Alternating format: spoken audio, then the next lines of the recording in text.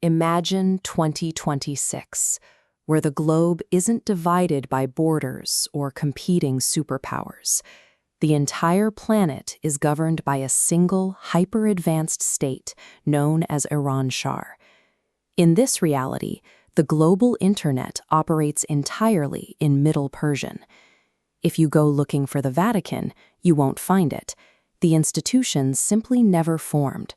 Travel to the Arabian Peninsula, and Mecca is equally absent. The foundational centers of the Islamic faith were never built. Instead of dozens of competing global religions, the entire human population looks toward a single spiritual doctrine, the sacred fires of Zoroastrianism.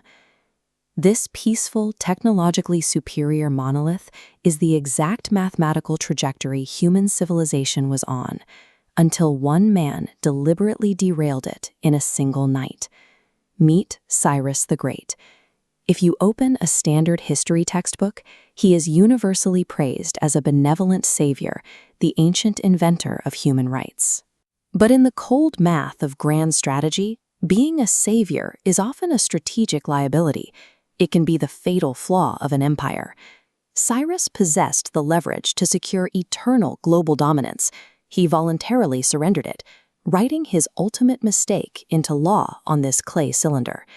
His legendary mercy liberated a conquered people, but in doing so, he permanently fractured the geopolitical and cultural future of the human species. The year is 539 BC. The Persian army exercises absolute dominance over the known world. Babylon surrenders without a fight. In his moment of total victory, Cyrus issues the Edict of Restoration. He frees the Jewish people and opens the royal state treasury to rebuild their religious center in Jerusalem. Cyrus operated on the theory of a multicultural federation. He believed that by letting local populations keep their autonomy and their gods, he could purchase their permanent loyalty. This enlightened policy was a geopolitical catastrophe.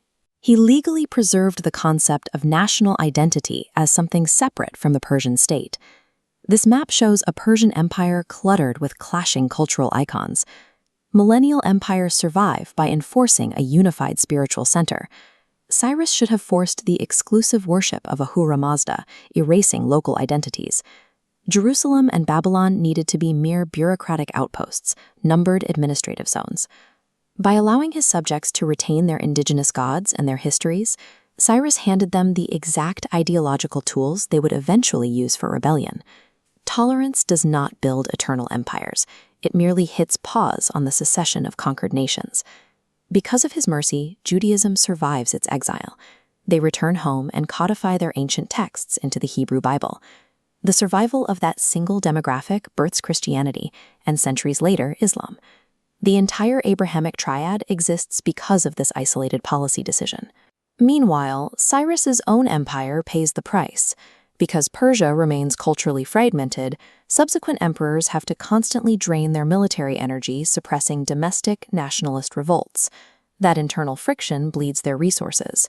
When the Persians push into Greece, they are met by a military force at Thermopylae.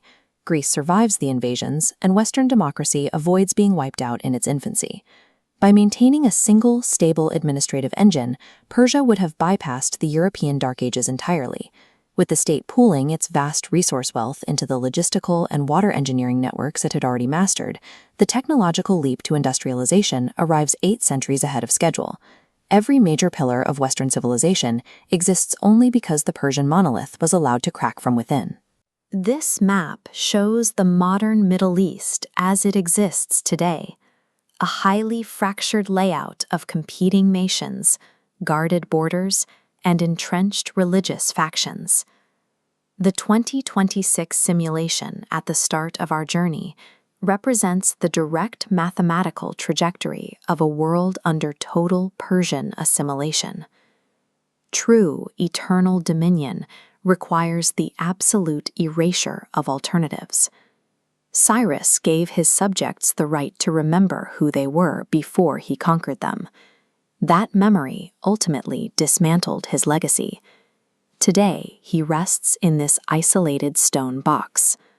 If you want to build an empire that lasts forever, You do not build temples for other people's gods. You make them forget they ever needed them.